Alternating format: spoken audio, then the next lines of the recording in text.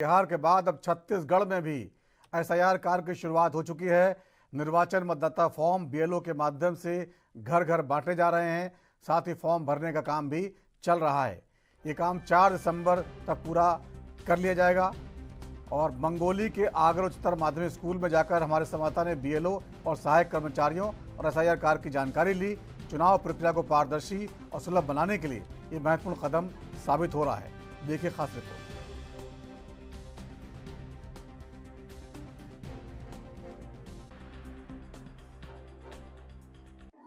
मैं रजीत सिंह मुंगेली से और आप देख रहे हैं एनबी नेशनल न्यूज चैनल।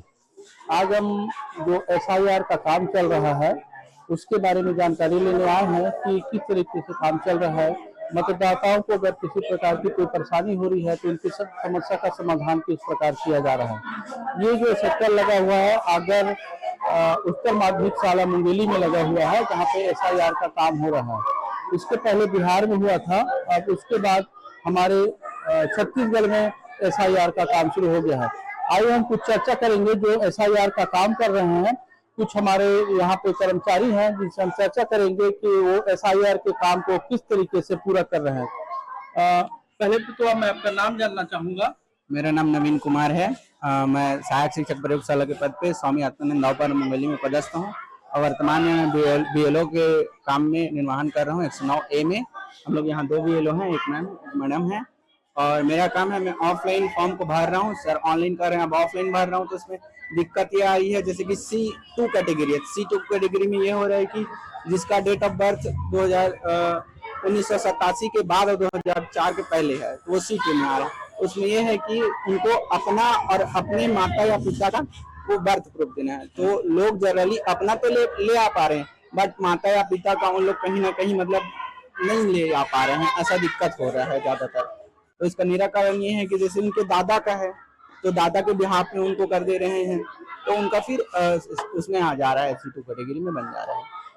मतलब 2087 के बाद जिनका जन्म हुआ 1987 से पहले जिनका हुआ है उनको केवल अपना वो चाहिए। अच्छा, लेकिन अच्छा। 87 के बाद और 2004 के पहले हुआ है। हाँ। तो उनको अपने माता या पिता को भी देना पड़ेगा। अच्छा, माता पिता का भी देना पड़ेगा। 2004 के बाद हुआ है, उनको 3 डॉक्यूमेंट है, एक स्वयं का, एक माता का, एक। उसके बाद अपन यहाँ मैडम भी बैठी हुई हैं जो भी बीएलओ हैं, आप बीएलओ हैं। हम उनसे भी थोड़ी चर्चा करेंगे कि किस प्रकार से एसआईआर के काम को यहाँ पे किया जा रहा है। क्योंकि आपको बता दें कि 22 सालों के बाद हमारे देश में फिर से एसआईआर का काम शुरू हुआ है। इसके पहले बिहार में हुआ था और अब जो है छत्तीसगढ़ में शुरू हुआ है। मैडम, मैं आपसे पहले आपका नाम जानना चाहूंगा। जी, मेरा नाम गायत्री मानिकपुर है। मैं भाग संख्या 109 की बीएलओ हूँ। अच्छा, आप बीएलओ हैं तो आपका तो पूरा काम मतलब पूरी जवाबदारी आपके ऊपर है। पूरा फॉर्म चेक करना, उसके बाद उसमें साइन करना और हर चीजों को अपडेट करना। उसके बाद किसी भी मतदाता को अगर कोई समस्या आ रही है तो उसको उस तरीके से समझाना। तो इसमें आप कहाँ तक कैसे मतदाताओं को संतुष्ट कर पाते हैं? जी, उनके समस्या के हिसाब से उसका निराकरण करते हैं जैसे उनका समस्या है। अब कई लोगों का क्या है, इस वार्ड से उस वार्ड, उस वार्ड से इस वार्ड ऐसा हो गया है, उनको देख के हमको बात करके भेजना पड़ता है। हाँ, और बाकी ऑनलाइन में तो वही थोड़ा सा सर्वर इशू रहता है, बाकी सब ठीक चल रहा है। तो इस प्रकार से आपने देखा कि समस्या तो कुछ भी नहीं है, पर कुछ चीजें ऐसी है जो थोड़ी सी ऊपर नीचे हो गई है।